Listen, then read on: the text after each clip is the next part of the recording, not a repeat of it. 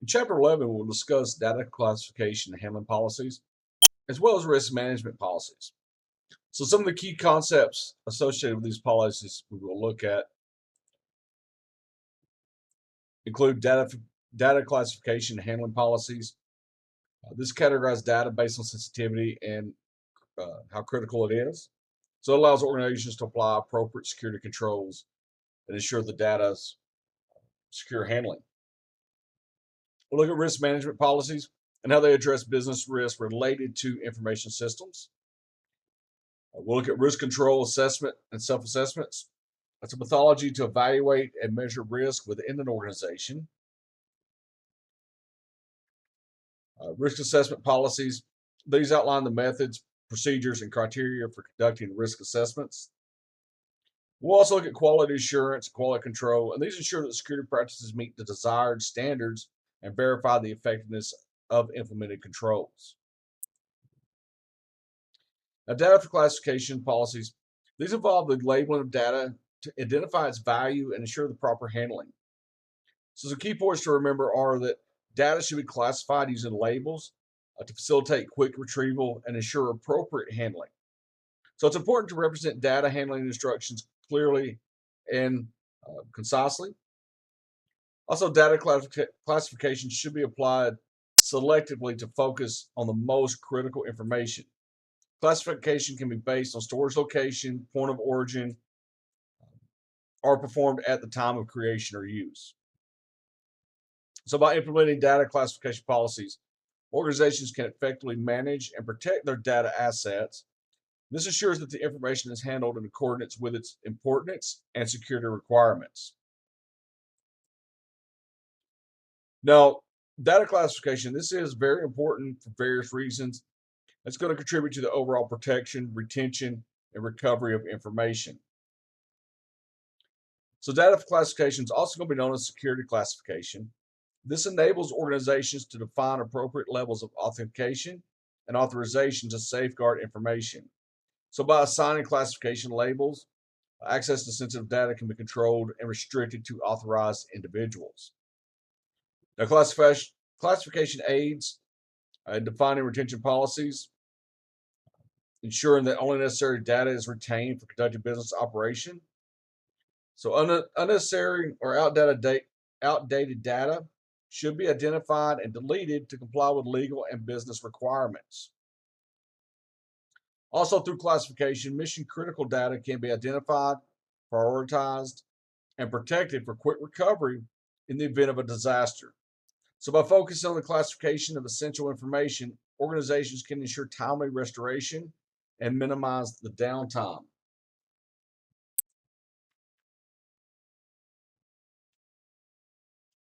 We'll look at a legal classification scheme.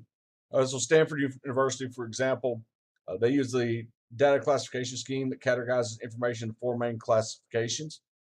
Prohibited information includes data that is strictly prohibited from being accessed, stored, or transmitted due to legal or ethical reasons.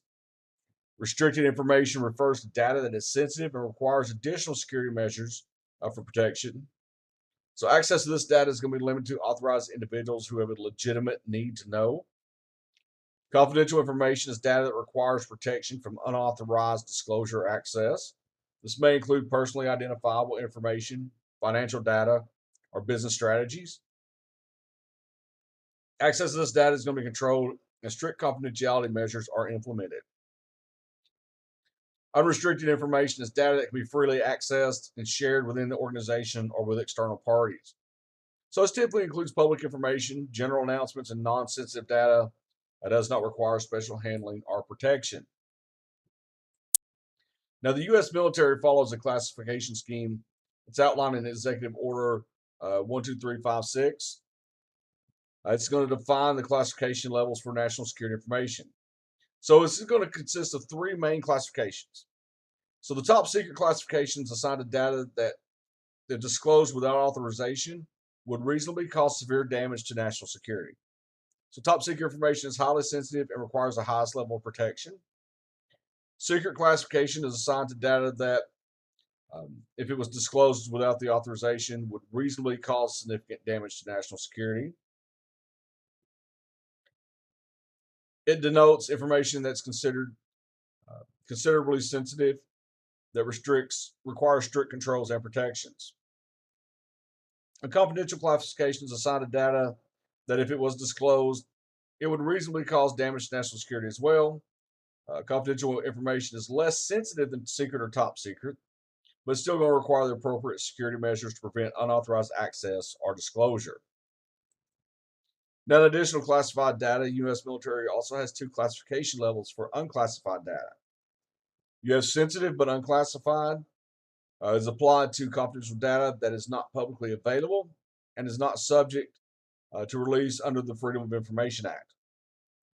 Now, the sensitive but unclassified information requires protection and controls to prevent unauthorized access or disclosure. Finally, you have unclassified data that refers to information that's available to the public and does not require any special access controls. So this type of data can be freely shared and accessed without restrictions. And by having these additional classifications for unclassified data, the military can appropriately manage and protect sensitive information that falls outside the scope of its classified data. It also helps ensure that sensitive but unclassified information is handled securely and prevents its unauthorized disclosure while allowing the public access to non-sensitive information.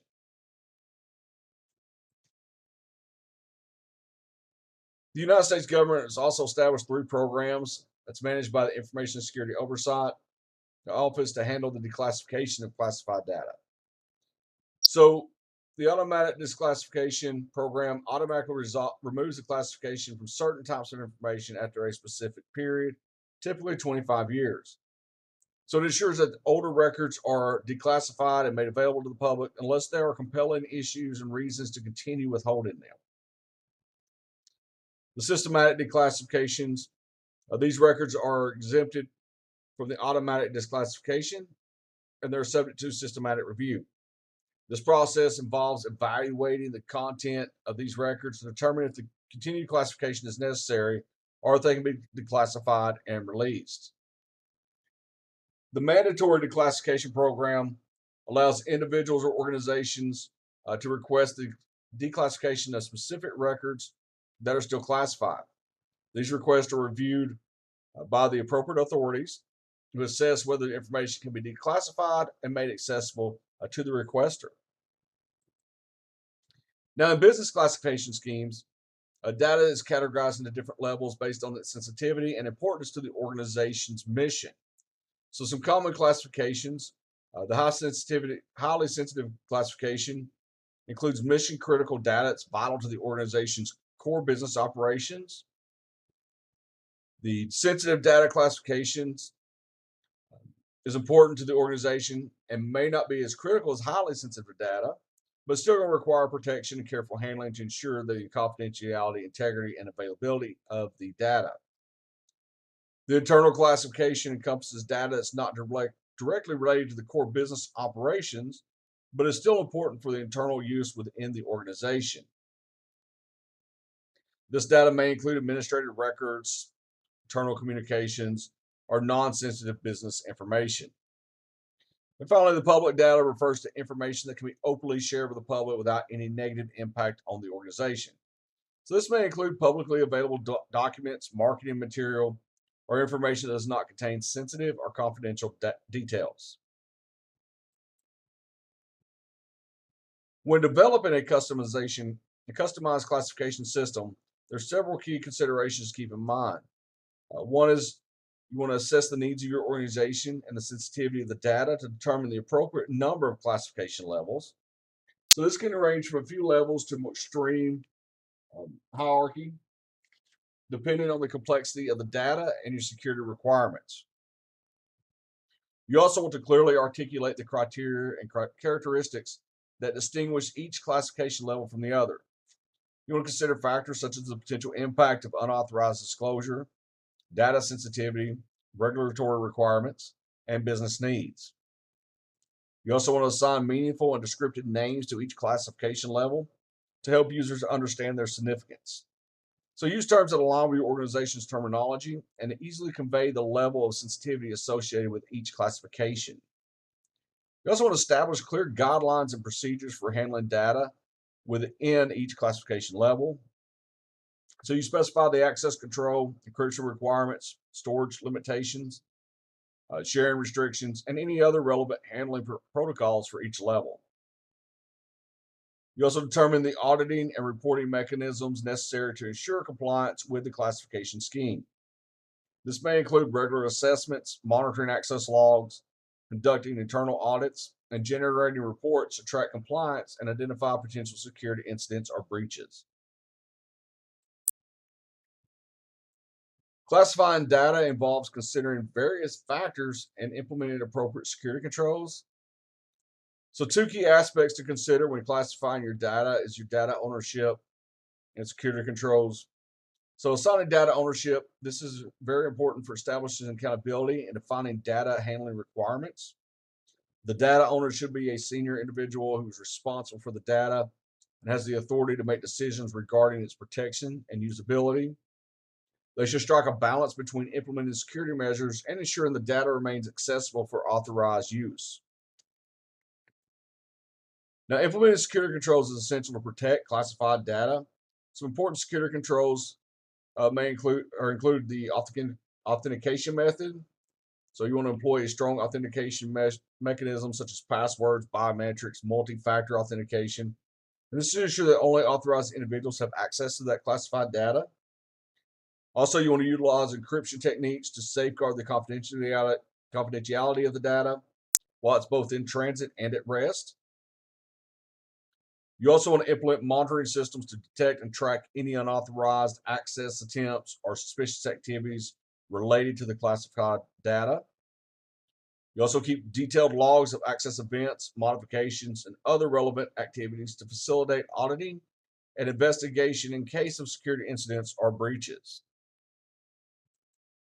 Now, when classifying data, it's important to define the access requirements and assign the data handling policies to ensure its proper usage and protection. Some key considerations for data classification: you want to determine who needs access to the information based on their job roles, responsibilities, and the principle of least privilege. So, by identifying authorized users, you can establish appropriate access controls and limit access to sensitive data to only those who require it for their work. You want to develop clear and comprehensive policies that outline how data should be used, shared, stored, and disposed of. These policies should align with the business and regulatory requirements and specify guidelines for data handling, including the confidentiality, integrity, and availability. You want to implement safeguards to protect data when it's being transferred between systems, networks, and physical locations. This may involve using encryption, secure file transfer protocols, or other security measures to prevent unauthorized access or interception of data during transit. Also, the data owner should consider both internal business requirements and external regulatory obligations when classifying data. This ensures compliance with the relevant laws, industry standards, and contractual obligations when addressing specific needs and the goals of the organization. The need for policies governing data at rest and in transit, these arise from existence of privacy laws that address encryption requirements. So these laws can be categorized into two types: those that mandate encryption for private data and those that require breach notification when private data is not encrypted. So many states have enacted laws that specifically mandate the encryption of private data. These laws aim to protect sensitive information by requiring organizations to implement encryption measures for data at rest, meaning the data stored or on physical or electronic media. So encrypting private data, this adds an additional layer of security and helps mitigate the risk of unauthorized access in the event of a breach or data loss. Also, in contrast, some privacy laws focus on breach notification when private data is not encrypted. So these laws require organizations to promptly notify affected individuals if their private data has been compromised, especially if it was not adequately protected through encryption. The aim is to ensure that individuals are informed of the breach so they can take the necessary steps to protect themselves from potential harm or identity theft. Now, our encryption security policies are going to play a crucial role in safeguarding sensitive data. So, some of the key considerations related to encryption policies is the separation of encryption key. It's essential to separate encryption keys from the encrypted data.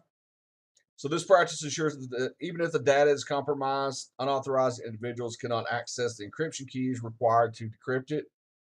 So, by keeping the keys separate, organizations enhance the security of their encrypted data. Also, by establishing a secure process for retrieving encryption keys is vital. This process should include appropriate authentication and authorization mechanisms to ensure that only authorized individuals can access the keys. Administrative rights of the operating system layer should not automatically grant access to the database.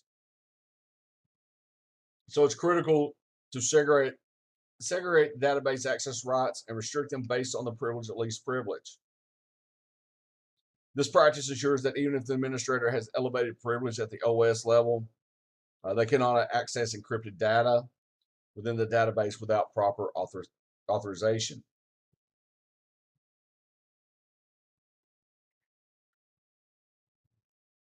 Now, despite the importance of encryption and security policies, organizations do face and may face challenges involving archiving compliances. Some of the reasons for the lack of compliance include confusion over the laws. So, the complex and evolving nature of privacy and encryption laws that can create confusion among organizations. Different jurisdictions may have different requirements, leading to challenges in understanding and interpreting the laws accurately. Implementing robust encryption measures can involve costs related to the infrastructure, software, training, and ongoing maintenance. These costs may pose a barrier for some organizations, especially smaller ones with limited resources.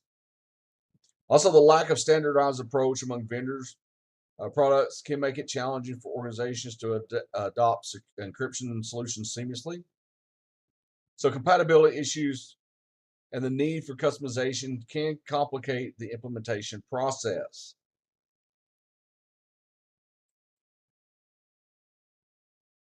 Now, to effectively manage the data lifecycle, organizations need to establish the policy standards and procedures to address the key stages of data lifecycle, including the creation, access, use, and transmission. So, at the creation stage, data should be classified during this phase.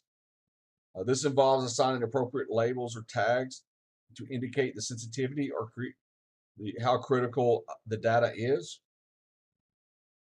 So, by classifying data at the time of creation, organizations can ensure that it receives the necessary protection and handling throughout its life cycle. Access to the data must also be governed by security policies. These policies should define who has authorized access to specific data and outline the necessary authentication and authorization mechanisms to ensure the data confidentiality and integrity. Proper use of data involves adhering to policies and standards related to data handling and protection.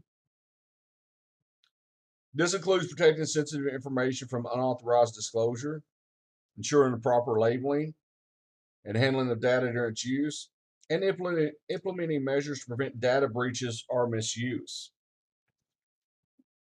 Data transmission should also be carried out in accordance with established policies and standards. So these guidelines define secure methods for transferring data, such as encrypted communication channels or secure file transfer protocols. So by following these policies, organizations can protect data from unauthorized interception or tampering during the transmission.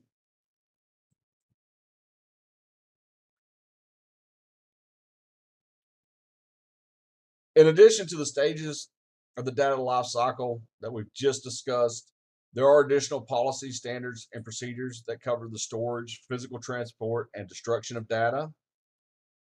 So, policies and standards should be established regarding the storage of data. So, this includes approving specific storage devices or systems to ensure that they meet the security requirements. Access to the storage devices should be secured and properly controlled. And this prevent unauthorized access to the data that's stored within them. When the data needs to be transported outside the confines of the private network, proper approval processes must be in place. So this ensures that the data is protected and tracked during its physical transfer. Transfer mechanisms should comply with established policies and standards to maintain the confidentiality and integrity of the data.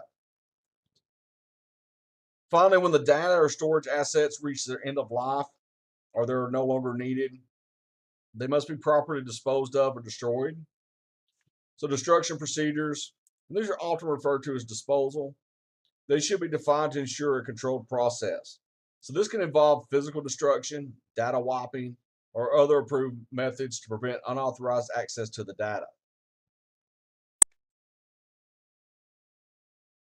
Risk management policies play an important role in identifying and managing risk related to information systems.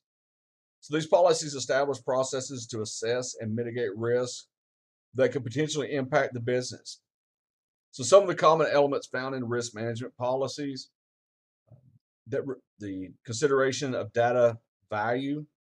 So risk management policies take into account the value of the data by considering data classification.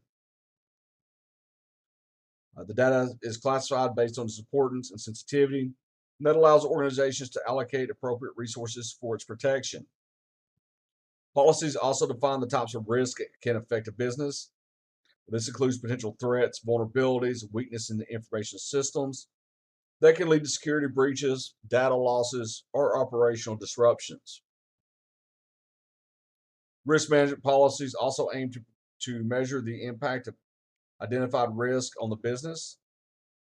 This involves assessing the potential consequences such as financial losses, reputational damage, legal implications, and also regulatory noncompliance. Effective measurements of risk require the implementation of quality control and quality assurance processes. Now, these processes ensure that risk assessments are conducted accurately and consistently, and that the appropriate controls and safeguards are in place to mitigate the risk.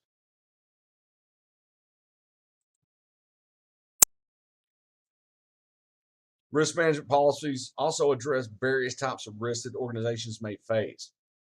So, some of the more common types of risks that are covered by these policies, operational risk are events or disruptions that can impact the day to day activities of the organization. So, this includes interruptions in technology infrastructures or systems that affect critical business processes.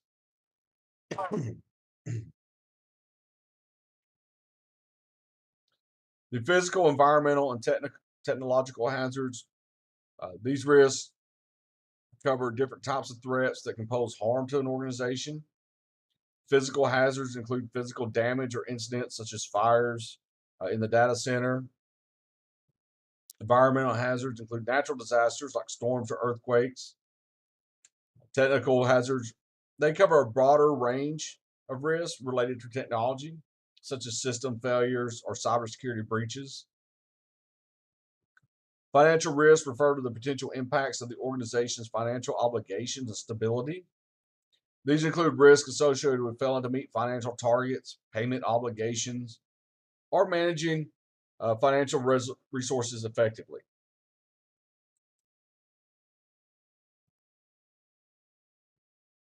Now, implementing a risk management approach within security policies offers several benefits to an organization. Some of the key advantages are a risk management approach allows organizations to assess the potential cost and benefits associated with various decisions. By considering the potential risk involved, organizations can make a more informed choice and allocate resources effectively. It promotes alternative thinking because it encourages leaders to consider actions and perspectives that may not immediately be apparent. It makes them think beyond the conventional solutions and explore alternative approaches to mitigating risk.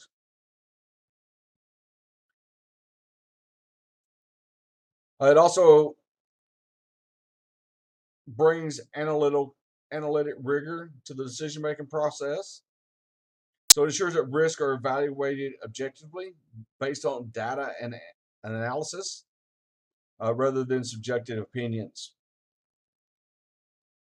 Risk management approach also helps leaders prioritize actions and allocate resources based on the identified risk. And also by systematically identifying and assessing risk, organizations can proactively plan for potential threats. So it allows them to better develop strategies, contingency plans, and plan their responses to mitigate those risks and minimize the impact. Now, risk management continuous involvement model provides a framework for organizations to effectively manage risk and enhance their risk management processes. So, some of the key steps involved in this model include prioritize and align the risk. So, organizations should prioritize the risk based on the potential impact and likelihood of occurrence. Once the risks are identified and prioritized, organizations need to develop an appropriate risk response. This may involve adjusting existing policies, procedures, or controls to mitigate the identified risk. And it's also crucial to monitor the effectiveness of the implemented risk response measures. They should be regularly assessed whether response measures are adequately reducing the identified risk, and then measure the progress in the risk reduction. So, as that risk response measures are implemented, organizations need to evaluate the residual risks that remain even after the mitigation effects. So, additionally, any new risks may emerge as the business environment evolves and new technologies are adopted. So, you want to identify these residual risk and any new risk, and enables the organization to continue to adapt and redefine their risk management strategies. Also, organizations should regularly assess the impact of risk on the organization. So, this assessment involves measuring the potential consequences of the risk and determine their potential impact on the achievement of the organizational objectives.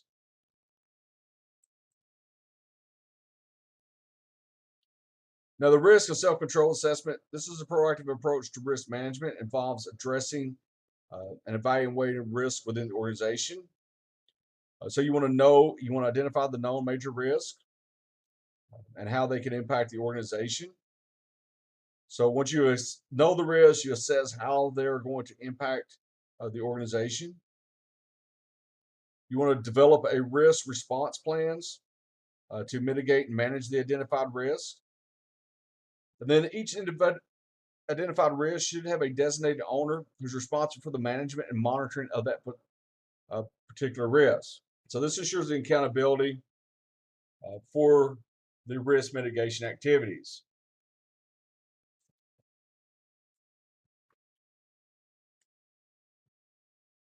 Risk assessment policies also provide an important role in identifying, analyzing, and prioritizing risks, threats, and vulnerabilities within the organization. Risk exposure is a measure that combines the likelihood of an event occurring with the potential impact if the event does occur. When you prioritize risks, threats, and vulnerabilities, this when the organization needs to prioritize them based on the potential impact on the business. So this involves combining risk exposure with a business impact analysis to determine the direct impact on the organization.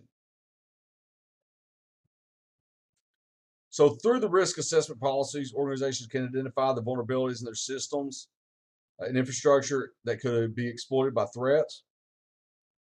So by prioritizing risk and focusing on vulnerabilities that pose the highest potential impact, organizations then can implement appropriate controls, safeguards, and countermeasures to limit these vulnerabilities and reduce the likelihood of breaches or incidents. Also, risk management strategies. These are essential for organizations to address the risks effectively. Some of the key risk management strategies include risk avoidance, and this strategy involves avoiding activities or actions that carry significant risk. Risk acceptance is the conscious decision to acknowledge and accept risks associated with certain activities or situations.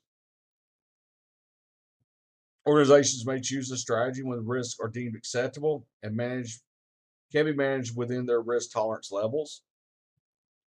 The risk transference involves sharing or transferring the risk to an outside party. This can be done through contractual agreements, insurance policies, and so forth. Risk mitigation focuses on reducing or eliminating risk by implementing controls and measures. This strategy involves identifying vulnerabilities, implementing safeguards, and adapting best practices to minimize the likelihood or impact of risk.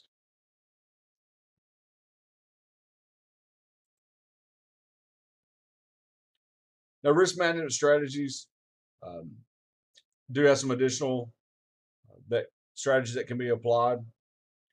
Threat and vulnerability assessment is conducting regular assessments to help identify any potential threats and vulnerabilities in the organization's systems.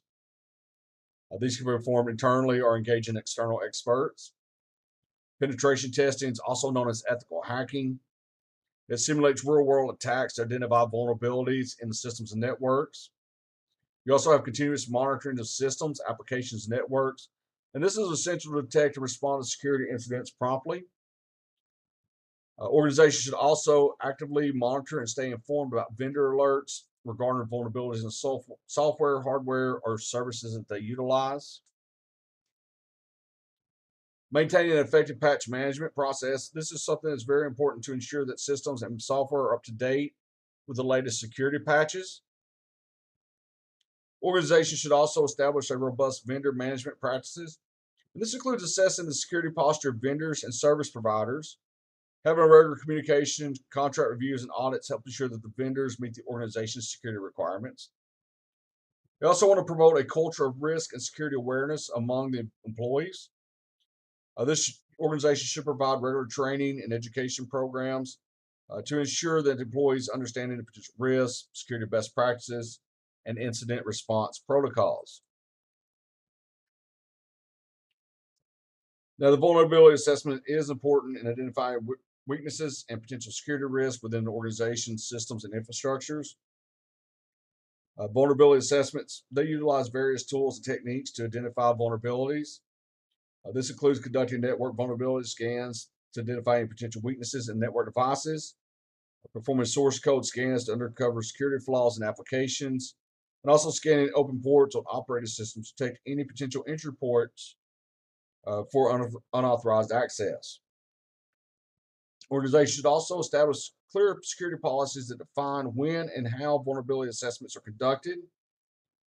These policies help ensure consistency and provide guidelines in conducting assessments. So, before conducting a vulnerability assessment, it's important to define the scope. This is defining. This involves determining the systems, applications, and infrastructure components that will be assessed. Scoping helps focus the assessment efforts on the critical areas of an organization's IT environment. So during the assessment, it's also essential to identify dependencies between different systems and components. So understanding these dependencies help in assessing the potential impact of vulnerabilities and prioritizing remediation efforts. Vulnerability assessments also often involve automated testing using specified tools. So these tools scan networks, applications, and systems for known vulnerabilities and provide a detailed report on the findings. So after conducting the assessment, these results need to be analyzed and consolidated in comprehensive reports. And then vulnerability assessments are often assigned a rating or scores to vulnerabilities based on their severity and potential impact. This helps prioritize remediation efforts and allocate resources effectively. Now, vulnerability refers to the timeline, a time frame between the discovery of the vulnerability and successful um, exploitation by attackers. So it's important for organizations to close these windows promptly to minimize the risk of security breaches. So some of the common tools, common vulnerability scan tools include Nmap, Nessus, patch management tools or vetting, implementation, post-implementation assessment as part of your patch management. And that's a critical process for maintaining the security of software and systems. So it involves the vetting, prioritizing, implementation, assessing the patches to address the known vulnerabilities.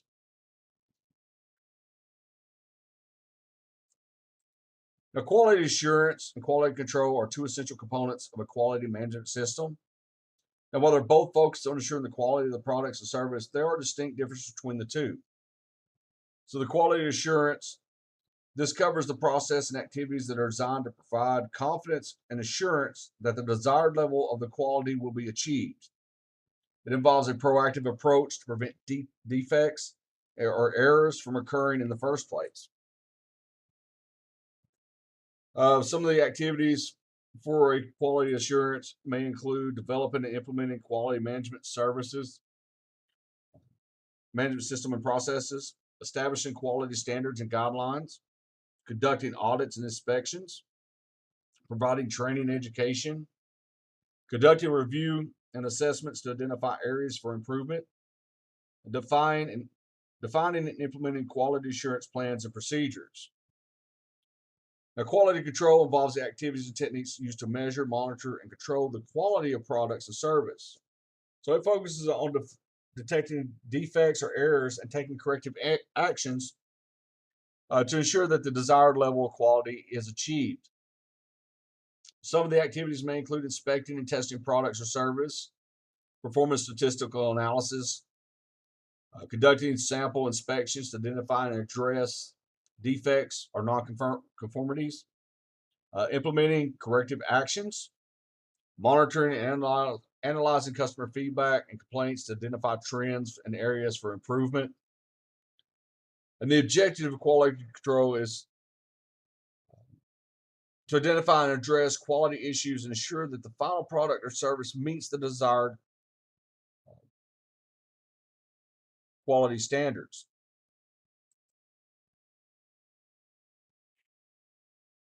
Now, best practice for data classification and risk management policies include keep the classification simple, no more than 3 to 5 data classes. Avoid This is to avoid complexity, ensure easy understanding and implementation by employees.